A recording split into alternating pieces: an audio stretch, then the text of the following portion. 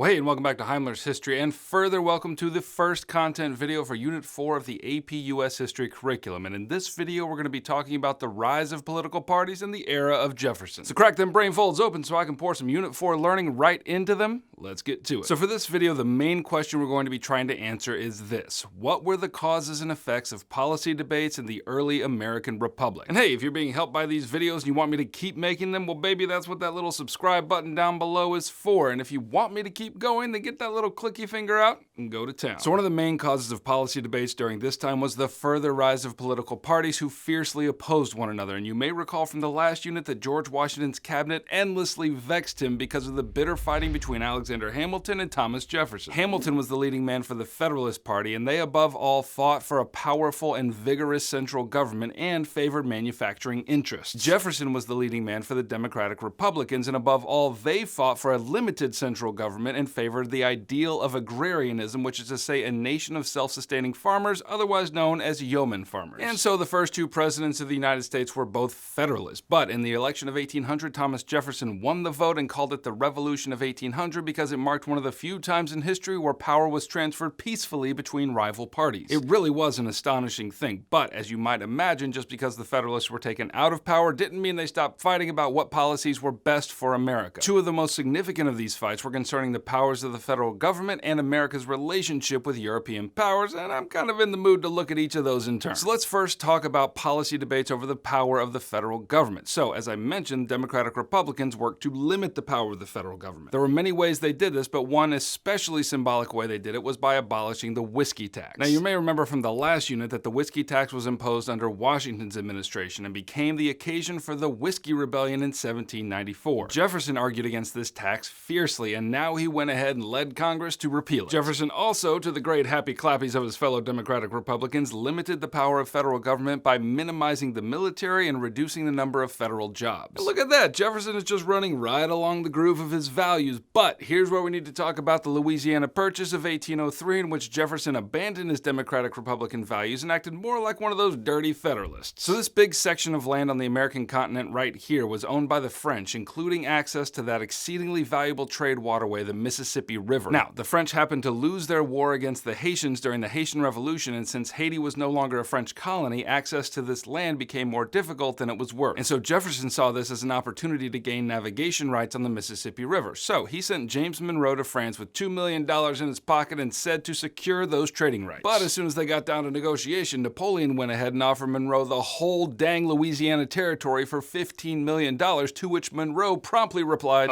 yes, please. Now, of course, Monroe couldn't communicate with Jefferson in a timely manner, so he went ahead and took the deal and got on a ship to come home. Now, you would think that Monroe's news about doubling the size of the American territorial holdings would be music to Jefferson's ears, but do you remember that whole thing about limiting the power of the federal government? And do you further remember that one of Jefferson's core principles was strict constructionism, which argued that the federal government can only do what is explicitly written in the Constitution? So that's going to be a problem for Jefferson in this particular case, because in case you haven't read the Constitution lately, there is precisely nothing in it that grants the president the power to buy land. And so Jefferson was conscience-stricken about it, but he eventually came around and justified the purchase on the grounds that all this land gave them more opportunities to move Native Americans westward while further curtailing European influence in the region. So values schmalues. We just doubled the size of America, baby. Now, after the purchase, Congress appropriated funds for a Corps of Discovery led by Meriwether Lewis and William Clark. Starting in 1804, Lewis and Clark explored the northern Louisiana Territory, traveling thousands of miles up the Missouri River. The southern part of the territory was explored by Zebulon Pike in 1806, and all of this led to more accurate mapping, greater scientific knowledge of the region, and establishment of diplomatic relationships with the Indians who lived there. Now, also with respect to federal power, we need to talk about the Supreme Court, and here's where I need to introduce you to our boy John Marshall. Marshall was the fourth Chief Justice of the Supreme Court, and during these early years of the 1800s, he may have done more to expand federal power and the power of the court than anyone. Now, the first significant case you should know about is Marbury versus Madison in 1803, and in order to understand this decision, it's helpful to know a little of the backstory. backstory. So just before the Federalist-dominated Congress passed into Democratic-Republican hands, they passed the Judiciary Act, which created 16 new openings for federal judges. John Adams, who was a Federalist, spent the last days of his administration packing those seats with Federalist judges, and they became known as the Midnight Judges because he was appointing them at the very last moments of his authority to do so. And look, this was a shrewd move by Adams because while he could see that the federal power was passing into Democratic-Republican hands, this move meant that the federal courts would be dominated by Federalist judges for a long time. So anyway, once Jefferson took office and appointed James Madison as Secretary of State, Madison went ahead and decided that he was going to get saucy and not deliver those appointments. And one of those appointed judges, by the name of William Marbury, argued that he had a right to his commission under the Judiciary Act, and the case wound up before the Supreme Court. And when John Marshall handed down the decision of the court, the conclusion was kind of astonishing. He argued that yes, under the law, Marbury had a right to his commission, and that's not the astonishing thing. Here's the astonishing thing. In the very next breath, while Marbury was high-fiving all of his lawyers, Marshall declared that the Supreme Court was in fact the final interpreter of the Constitution and thus had the authority to declare laws unconstitutional, and the Judiciary Act itself was declared unconstitutional. Which is to say, Marbury, get your hand down. Ain't nobody getting a commission. So this power became known as judicial review, and it significantly increased the power of the federal Supreme Court. And now let me tell you about a second important case, but a little more briefly. McCulloch versus Maryland was argued before the Supreme Court in 1819, and this was an argument over whether a state had the power to tax a federal bank. And when the decision was handed down, Marshall declared that no, a state cannot tax a federal bank. And furthermore, and here's the sauce,